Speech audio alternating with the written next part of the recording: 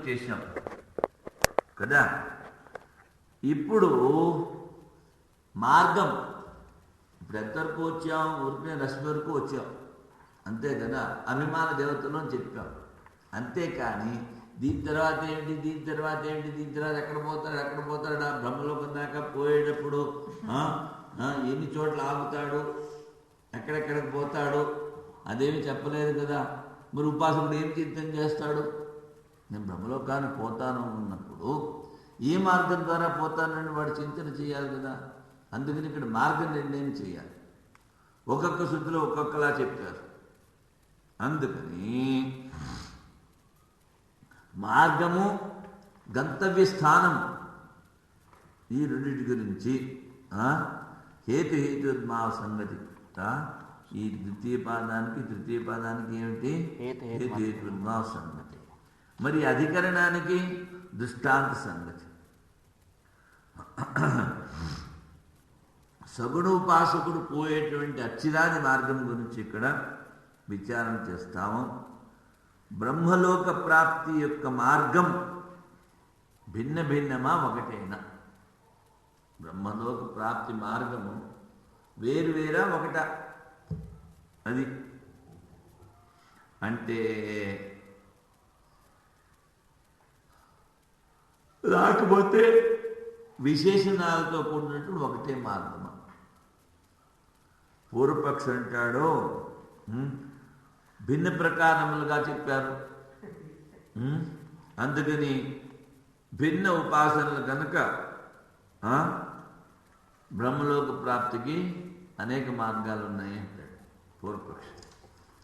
సిద్ధాంతి అంటాడు నాయన అచ్చిరాది మార్గం ఒకటే. ఎందుకని? పంచాగ్ని విద్య ఎవడైతే ఉపాసన చేశాడో వాడు కూడా అచ్చిరాది మార్గం ద్వారా పోతాడో చెప్పాడు.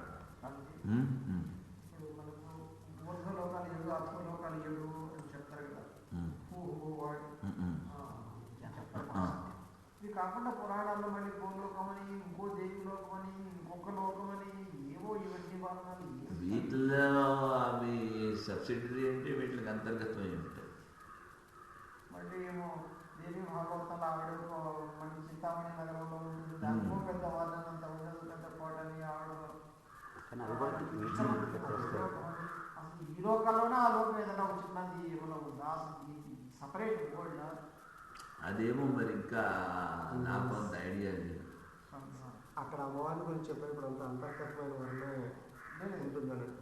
అది భావనోపనిషత్తులో దేవి భాగవతం కూడా అమ్మవారు అనేటప్పుడు లోపల చైతన్య శక్తియే శ్రీచక్ర వర్ణన అంతా కూడా.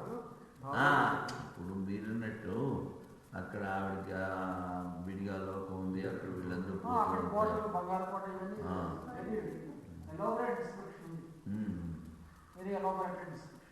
అంటే ఇప్పుడు భావనోపనిషత్తులో ఏం చెప్పారంటే ఇదంతా మనలో ఉన్నట్టుగానే శ్రీచక్రమే దేహం అనుభవించుకున్నాం. కృష్ణ భక్తులు ఏమో ఉంటారు పురాణాల్లో మళ్ళీ వాళ్ళ లోకం వాళ్ళు వేరు. ఇప్పుడు తెలుసుకోవాలి కదా. మనుషులు 4 రకాలు. మనుషులు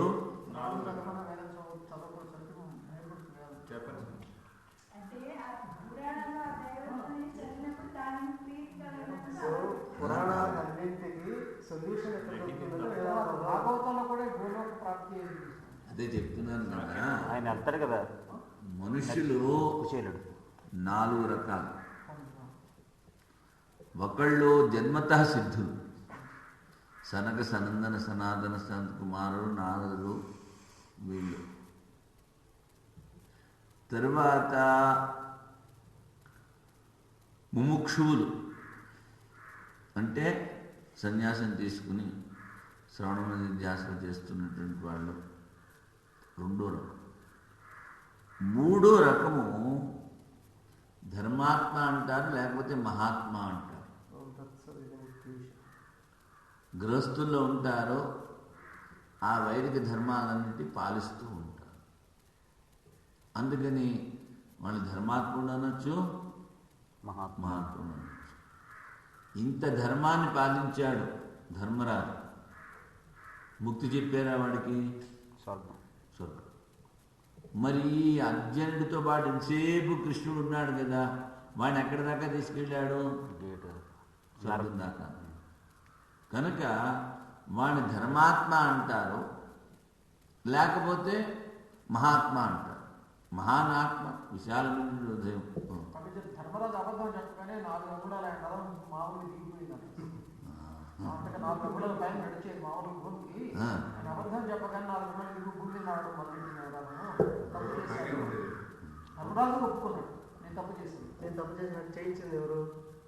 చేయించింది కృష్ణుడు. ఎవరు చేయించినా చేసినాడు కొత్త చేయిస్తాడా? ఆయన కూడా చెప్పాడు. అది అక్కడ మళ్ళీ అది సబ్సిడరీ టాపిక్. ఆ సబ్సిడరీ టాపిక్ ఏంటంటే ఒక పెద్ద ధర్మాన్ని రక్షించడానికి కొంచెం చిన్న చిన్న అధర్మాలు చేసినా పర్వాలేదు. అక్కడ ధర్మ సూక్ష్మం అంటారు. అదే ధర్మం అధర్మం కాదు, అది ధర్మ సూక్ష్మం. ధర్మానికి ఫలాన్ని ఇచ్చేవాడేవాడు భగవంతుడు. ఆయన చెప్పినప్పుడు అది అధర్మం ఎట్లవుతుంది? ధర్మ సూక్ష్మం అంటారు. అది ఇప్పుడు అలా కాకుండా అక్కడ డిస్కషన్ అంతా ఉంది. ఆ డిస్కషన్ అంతా ఆ ధర్మాన్ని రక్షించడానికి కొన్ని ఇలాంటివి. ఎందుకంటే తొడల మీద కొట్టకూడదు, దుర్యోధనుడిని తొడల మీద కొట్టించాడు, ఇవన్నీ ఉన్నాయి. ఇప్పుడు ఇక్కడ ధర్మాత్మ కింవా మహాత్మ అంటారు. అంటే గృహస్థాశ్రమంలో ఉండి ఎవరైతే ధర్మాన్ని ఆచరిస్తున్నారో వేద ధర్మాలు. ఇంకా 4వ రకం పామరులు అన్నారు. పామరులకి లోభం చూపించారు. ఆ లోభం చూపిస్తే కానీ నువ్వు తిరుపతి వెళ్ళరా, నువ్వు 10 రూపాయలు ఇప్పుడు వేసినట్లయితే సంవత్సరం జరగకుండా నీకు 1000 రూపాయలు అంటే త్వరగా పరిగెడతాడు.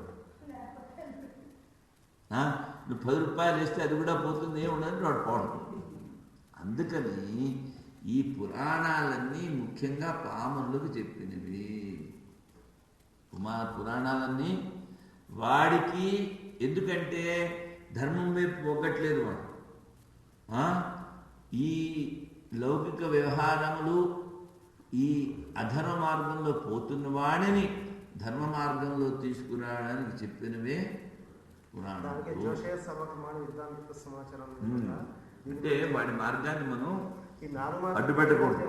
17వ అధ్యాయంలో చివరిగా చెప్తారు సార్, ఓం తత్సవిధ నిర్దేశ బ్రహ్మణ స్థిత స్మృత అనే చోట ఈ 4 విషయాల గురించి, 4 రకాల వ్యక్తుల గురించి స్పష్టంగా అందుకని మనం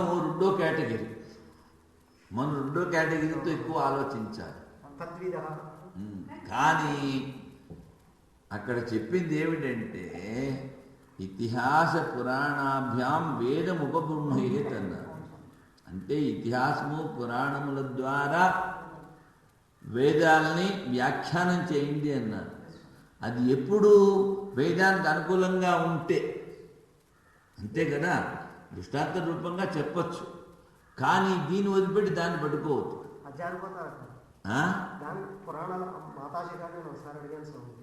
ఒక వసు చరిత్ర చెప్తూ ఉంటే ఆ నదిని పర్వతం వచ్చి ప్రేమిస్తే వీళ్ళకి ఒక కొడుకు పుడతాడు.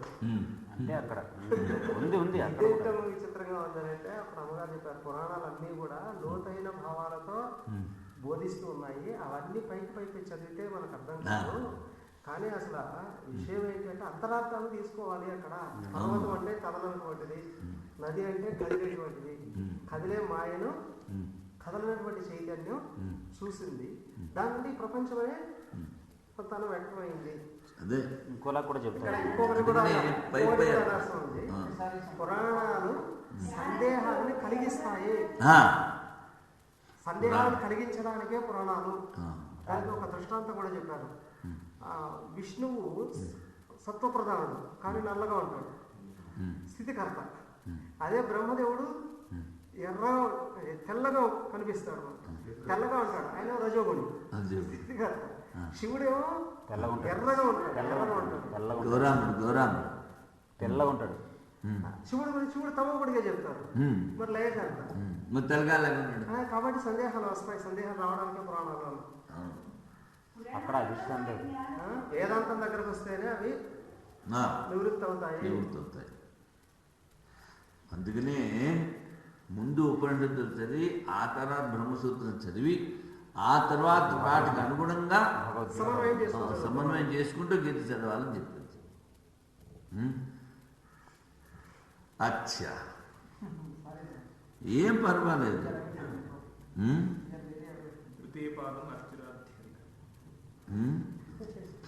ఇది మొదలు పెట్టావా లేదా?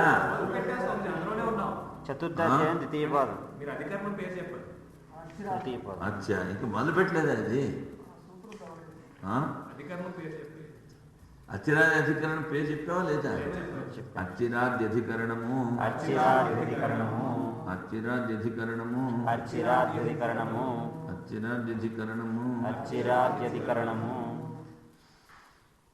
నానావిధో బ్రహ్మలోక మార్గ. అనేక రకాల బ్రహ్మలోక మార్గాలు ఉన్నాయి అంటాడు. నానావిధ స్యాద్ విద్యాసు వర్ణనాద్ అన్యథ. ఆయా విద్యల్లో ఆయా మార్గాలు చెప్పారు కనుక బ్రహ్మలోకానికి అనేక మార్గాలు ఉన్నాయి అంటాడు. ఎవడు? పూర్వపక్షి. ఏకైవచ్చిరాది స్యాత్ నానా శృత్యుక్త పూర్వక. అన్ని శృతుల్లో చెప్పినప్పటికీనో మార్గం ఒకటే నాయన. యథా పంచాగ్ని విద్యాయాం విద్యాంతరవతాం శృత. పంచాగ్ని విద్యలో ఈ మార్గం ఇంకొక చోట కూడా చెప్పారు. అందుకని మార్గం ఒకటే. వాళ్ళు చెప్పింది కొన్ని చెప్పచ్చు, కొన్ని చెప్పకపోవచ్చు, కొంచెం ముందు వెనక చెప్పచ్చు. అంతేకాని దాన్ని మనం సమన్వయం చేసుకోవాలి. ఆ సమన్వయానికి కదా మేము కూర్చుంటా బ్రహ్మశాస్త్రం. అది కాదు, అది సిద్ధాంతి చెప్తున్నది. బ్రహ్మలోక మార్గ ఛాందోగ్య బృహదారణ్యకయో పంచాగ్ని విద్యాయాం అచ్చిరాదిగా పఠిత. బ్రహ్మలోక మార్గం ఛాందోగ్యంలోనూ చెప్పారు, బృహదారణ్యకంలోనూ చెప్పారు, పంచాగ్ని విద్య దగ్గర కూడా చెప్పారు. తే అచ్చిసం అభిసంభవిసంతి. అచ్చిషో అహహా. అచ్చి అంటే సూర్యరశ్మి, అక్కడి నుంచి దినము. విద్యాంతరేతు వాయువారిక స వాయుం ఆగచ్చతి. చిన్నగా ఇక్కడి నుంచి పోగానే వాయులోకానికి పోతాడు. కౌశీతకిన పర్యజ్ఞ విద్యాయం అగ్నిలోకాదికమామనంతి స ఏతం దేవయానం పంథానం ఆపద్య అగ్నిలోకమాగచ్చతి అని ఏవం అన్యత్రాపి ద్రష్టవ్యం. తస్మాద్ బహువిధ మార్గా, అనేక మార్గాలు ఉన్నాయి అని చెప్పాడు. బహువిధో మార్గ అంటే సిద్ధాంతం అంటున్నారు అచ్చిరాదిక ఏక ఏవ మార్గ. కుతః పంచాగ్ని విద్యా వాక్యశేషే పంచాగ్ని విద్యావిదో విద్యాంతర ఉపాసకాశ్చ ఉద్దిశ్య అచ్చిరాది మార్గస్య పఠితత్వా. అచ్చిరాది మార్గం ఇక్కడ స్పష్టంగా చెప్పారు. స ఇత్థం విదుః ఏ చేమే అరణ్యే శ్రద్ధాం తప ఇత్యుపాసేతే అచ్చిసమపి సంవిశంతి. అరణ్యములో వానప్రస్థులుగా ఉండి శ్రద్ధా తపస్సులు చేసిన వాళ్ళు ఈ అచ్చిరాది మార్గం ద్వారా పోతారు. శుత్యంతరోక్తానాం వాయువ్యాదీనాం గుణోపసంహారణ్యాయేన అచ్చిరాజ మార్గ ప్రవేశే సతి తత్ పూర్వాత్వ సంభవాత్. తస్మాత్ అచ్చిరాజ మార్గ ఏకవే. ఇప్పుడు మీన వాటిలో చెప్పావే, ఒక చోట వాయువు, ఒక చోట అగ్ని, ఇలాగా అని అవన్నీ వీటితో తత్పూర్వత్వ అంటే వాటితో పాటే కలిపి చెప్పుకోవాలి. ఇక్కడ చూడండి, లేకపోతే రాసుకోండి.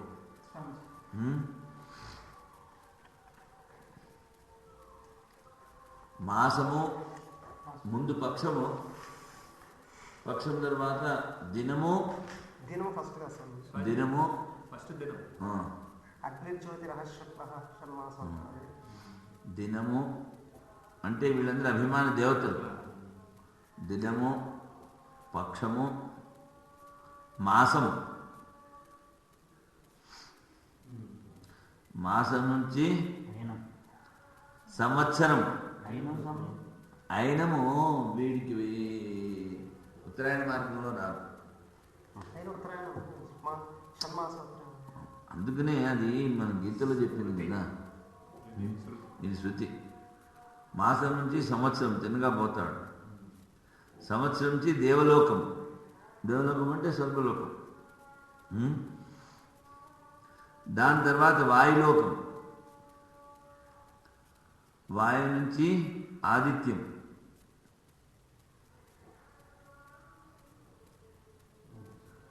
ఆదిత్యం నుంచి చంద్రుడు, చంద్రలోకం నుంచి విద్యుత్ తర్వాత వరుణుడు, వరుణుడు తర్వాత ఇంద్రుడు,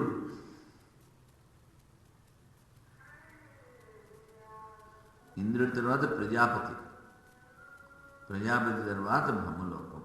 ఇవి మరి అగ్ని స్వామి, అగ్ని అంటేనే విద్యుత్, అదే ఆదిత్యమే ఉండొచ్చు. అగ్నిలోకాలే బ్రహ్మలోకం. ఇది అసలు మార్గం. కొన్ని చోట్ల కొన్ని చెప్పారు, కొన్ని చోట్ల కొన్ని చెప్పారు. ఇప్పుడు వాడు ఏమిటన్నాడు? ఇప్పుడు పూర్వపక్షులు తీసుకోండి. ఏమిటన్నాడు? సవాయం ఆగచ్చతి. మాసము సంవత్సరము దేవలోకం ఇవన్నీ వదిలిపెట్టేసి తిన్నగా వాయులోకం చెప్పాడు.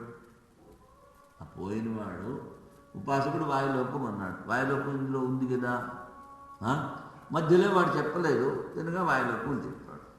అదేవిధంగా పంథాన్ని అగ్నిలోకం ఆగచ్చతి. ఆదిత్యుడు కానీ విద్యుత్ కానీ తీసుకోండి, అగ్నిలోకం అన్నప్పుడు. అందుకని ఇక్కడ ఏమిటి చెయ్యాలి అంటే, శుద్ధుల్లో ఏది చెప్పినా నాయన వాళ్ళు ఎప్పుడు తప్పు చెప్పరు. శుద్ధి ప్రమాణం నిరపేక్ష రవ శుద్ధి అంతే. అందుకని అర్చిరాదిన అదేమిటి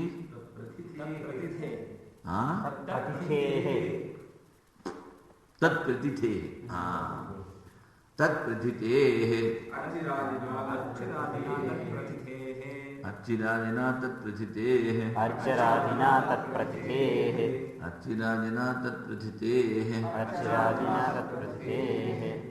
మీరు ప్రింటింగ్ పుస్తకం చదువుతున్నా, నేను రాసుకున్న పుస్తకం చదువుతాను. అందుకని మధ్యలో కొంచెం గడబడవుతూ ఉంటుంది. ప్రతిథే అది కాకుండా మీరు స్పష్టమైన తెలుగులో చదువుతున్నా, నేను హిందీలో చదువుతున్నాను. ఆ లోపల రెండు రకాలు జరిగి వస్తుంది. అంటే ఇప్పుడు ఆ హిందీ చూస్తూ తెలుగులో చెప్తూ ఉంటాను నేను. ఎందుకంటే లేకపోతే నేను మీలా 4-5 పుస్తకాలు పెట్టుకోవాలి. ఆ కథ చెప్పేటప్పుడు మనం 4-5 పుస్తకాలు పెట్టుకుంటే బాగుండదు కదా. అందుకు ఇంత పరిశ్రమ చేసి ఇలా రాసుకున్నాను. ఇప్పుడు మరి హిందీలో చెప్పాలంటే నాకు తేలికవుతుంది. అర్చిరాజన తత్ప్రతిథే. వీడేంటి? ఏనకేనచిత్ మార్గేణ గతస్య ఫలప్రాప్తి మార్గ వికల్ప. ఏ మార్గంలో వెళ్ళినా ఫలితం కనిపిస్తుంది. అందుకని అనేక మార్గాలు ఉన్నాయి అంటే ఎవడో పూర్వపక్షం. అంటే తదైక్యం మార్గం ఒకటే నాయన. బ్రహ్మలోక ప్రేప్సు అచ్చిరాదిన ఏకేన పథా గచ్చంతి కుతః తత్ప్రతిథే. అంటే వాళ్ళు శుద్ధుల్లో చెప్పారు, పంచాగ్ని విద్యా ప్రకరణే ఏ చేమే అరణ్యే శ్రద్ధాం సత్యం ఇత్యుపాస్తే తే అత్యశం అభిసంభవంతి. పంచాగ్ని విద్య సందర్భంలో అక్కడ ఎవరైతే ఈ వానప్రస్థులుగా ఉండి శ్రద్ధ తపస్సులు చేస్తారో, సత్యమిత్యుపాస్తే ఆ పరమాత్మని సత్యరూపంలో ఉపాసన చేస్తారో వాళ్ళు అర్చిరాజ మార్గం ద్వారా పోతానని చెప్పారు. తత్ప్రతిథే సుతత్వాత్. ఆ విధంగానే శుద్ధులు వినిపిస్తుంది. ప్రకరణ భేదాద్ భిన్నోపాసన శేషత్వాచ్చ మార్గభేద. వాడంటాడు ఒక్కొక్క చోట ఒక్కొక్కలాగా చెప్పారు ప్రకరణ భేదం. అందుకని మార్గభేదము అని చెప్తే మార్గైక దేశ ప్రత్యభిజ్ఞానా గంతవ్య బ్రహ్మలోక అభేదాచ. నాయన ఒకటే మార్గం చెప్పారు, అదే ప్రతి చోట అదే మార్గాన్ని చెప్పారు. ఇంకోటి ఏమిటి? గంతవ్య బ్రహ్మలోక అభేదాచ, ఎక్కడికైతే వెళ్ళాలో అది భిన్నం కాదు. విద్యైకత్వే, తర్వాత విద్య కూడా ఒకటే. సర్వ మార్గ విశేషాణం ఉపసంహార దోష. అన్ని మార్గ విశేషాలన్నీను ఒకటే మార్గంలో మనం గుణోపసంహారం ఇంతకు ముందు ఎలాగ చెప్పామో అలాగా ఈ మార్గ విశేషాలను ఒక చోట ఉపసంహరించుకోవాలి. అనేక విశేషణయుక్త ఏక ఏవ పంథ, ఈ మార్గము ఒకటే నాయన. అందుకని నేను అక్కడి నుంచి ఇక్కడి నుంచి వెతికి మొత్తానికి ఎలాగో ఆ మార్గాన్ని రాసుకున్నాను. ఇప్పుడు ఇది ముందుంటే వాడు ఎక్కడి నుంచి ఏది అడిగినా చెప్పేది. అంటే ఇది ఉత్తరాయణ మార్గం గురించి స్వామిజీ బ్రహ్మ, సృష్టికర్త బ్రహ్మ, ఆ తర్వాత హిరణ్య గర్భ బ్రహ్మ.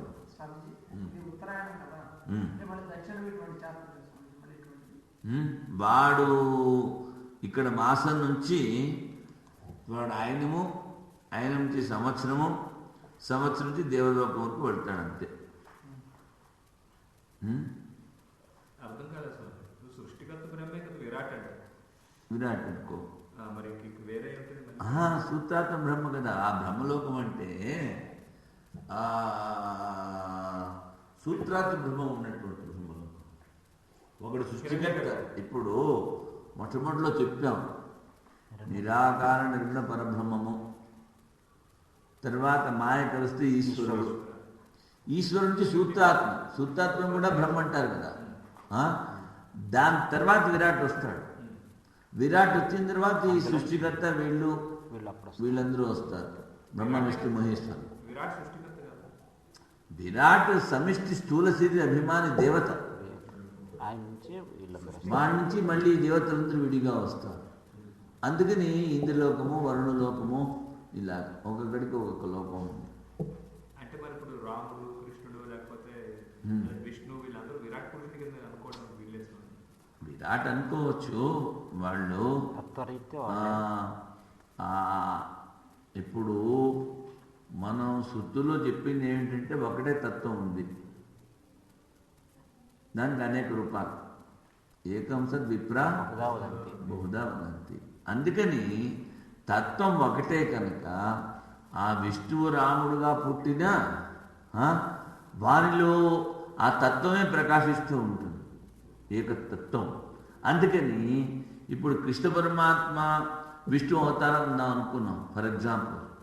మరి విష్ణు అవతారం అంటే మరి ఈ దేవతలకు పైన ఉన్నది కదా విరాట్ స్వరూపం. మరి విరాట్ స్వరూపుణ్ణి ఎలా చూపించాడు అనే ప్రశ్న వస్తుంది. అంటే ఆ శక్తి వారిలో ఉంది. అందుకనే ఒక రాముడు వేలాది రాముడు చూపించగలిగాడు సతీదేవి. అందుకే నువ్వు తత్వం ఒకటే. ఇప్పుడు అదే తత్వం నీలోనూ ఉంది. నిన్ను నీ శిష్యుడి నువ్వు పెద్ద అవతారం ఉంటే నువ్వు పొందుకోక్కర్లేదు. అవునాయనా అన్నారు. ఎందుకంటే ఉన్నది ఒకటే తత్వం, అదే నాలోనూ ఉంది. నువ్వు శరీరాన్ని చూడకురా బాబు, ఆత్మను చూడని చెప్పాడు కదా.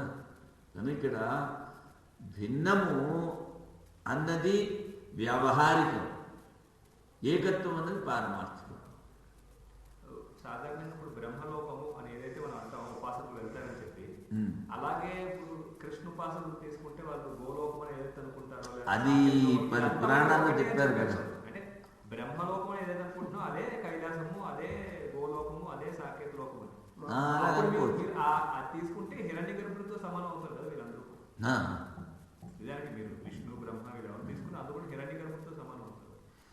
అంటే విరాట్ పైన. ఇప్పుడు వాయువ్యధికరణము